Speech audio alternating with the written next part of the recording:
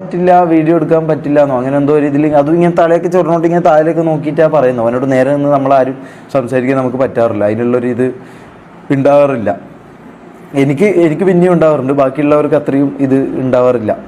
അപ്പം അങ്ങനെ ഇങ്ങനെയൊക്കെ ആയിട്ട് ഓൻ പറഞ്ഞപ്പോൾ ഇവനെന്ത് ചെയ്തു, അവരെ കണ്ട് കോമാളി കളിപ്പിച്ചും അവരുടെ ജീവിതത്തെ വിറ്റ് യൂട്യൂബിൽ വരുമാനമുണ്ടാക്കിയും ലാസ്റ്റ് അവരെല്ലാം വലിച്ചെറിഞ്ഞും തൊപ്പി പോയെന്നൊക്കെയാണ് ഇവർ പറയുന്നത്. എന്തിനാണ് ഇത്ര കഷ്ടപ്പെട്ട് അവിടെ നിന്നത്? ഓരോരോ ചവിട്ട് ഇടി എന്നൊക്കെ പറയുന്നുണ്ട്, കൊടുക്കുന്നൊക്കെ പറയുന്നുണ്ട്. എന്തിനാ ഇത്ര കഷ്ടപ്പെട്ട് അവിടെ നിന്ന്? അവിടെ നിന്ന് ഇറങ്ങി സ്വന്തം സ്ട്രീമിങ് തുടങ്ങാൻ, അല്ലെങ്കിൽ പല പണിയെടുക്കാൻ പോകണമായിരുന്നു.